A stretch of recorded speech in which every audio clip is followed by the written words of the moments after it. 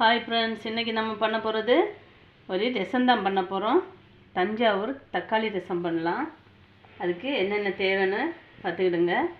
இப்போ நம்ம ஃபஸ்ட்டில் ஒரு 5 தக்காளி எடுத்துக்கிடுங்க. 5 உங்களுக்கு எவ்வளோ வேணுமோ அவ்வளோ எடுத்துக்கிடுங்க. நல்ல பழுத்த தக்காளியாக எடுத்துக்கிடுங்க. நான் ஒரு 5 தக்காளி எடுத்துக்கிட்டேன்.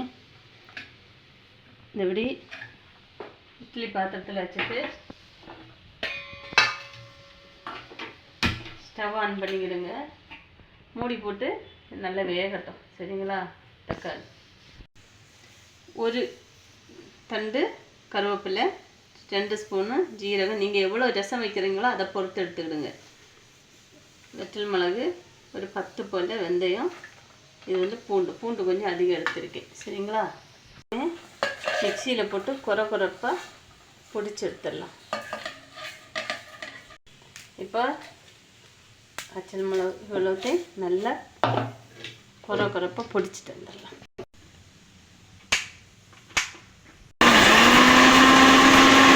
பொடிச்சு எடுத்தாச்சு. இப்போது புளி எடுத்துக்கலாம். நான் இவ்வளோ புளி எடுத்துருக்கேன். நான் கொஞ்சம் தண்ணியில் புளி ஊற வச்சுருக்கேன். இருக்கட்டும். இப்போது தக்காளி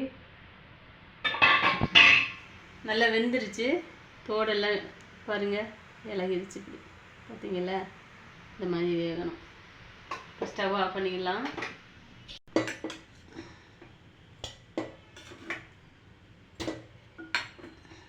ஆறட்டும். ஆறுனதுக்கப்புறம் தோடு இப்படி இழக்கும்போது இந்த மாதிரி வரணும். எல்லாம் தோடும் எடுத்துடலாம். ஆறட்டும். தோடெல்லாம் எடுத்துடலாம். லைட்டாக சூடு இருக்குது.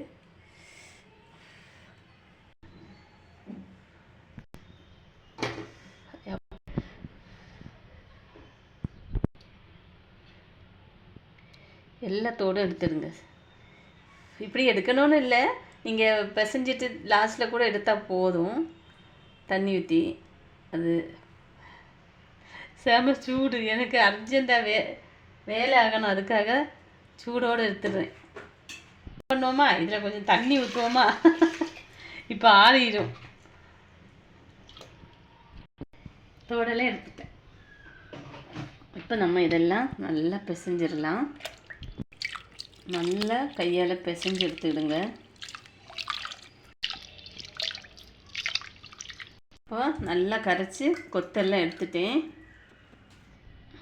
இப்போ புளி தண்ணி கரைச்சிடலாம். கரைச்சிடலாம். புளி தண்ணி இதில் சேர்த்துக்கலாம். இப்போ வானி வச்சுட்டு எண்ணெய் எடுத்துக்கலாம். கடுகு போட்டுக்கலாம்.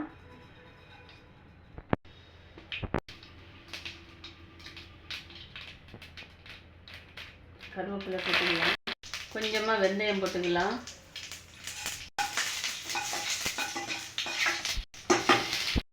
பொடிச்சு வச்சுருந்தாங்க இதெல்லாம் போடுங்க.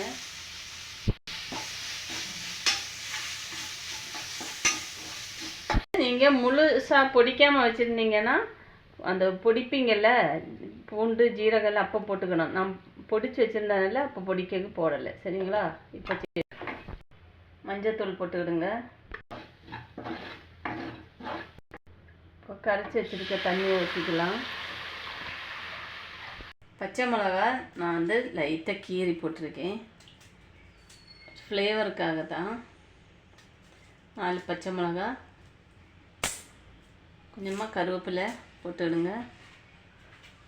கொத்தமல்லி தாராளமாக போட்டுக்கிடுங்க.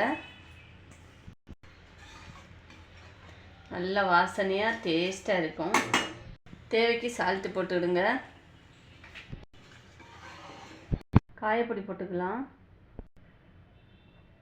கொதிக்கக்கூடாது. ரசம் நல்லா சூடாகி நுர பொங்கி வந்தால் போதும். நல்லா இப்படி நுர பொங்கி வரும்போது இறக்கிடுங்க. கொதிக்கக்கூடாது. இந்த டைமில் ஒரு சிலர் இது போடுவாங்க, சர்க்கரை வெல்லம் போடுவாங்க. இதில் வெல்லம் போடலை. தகசத்தில் ஒரு சிலர் போடலை.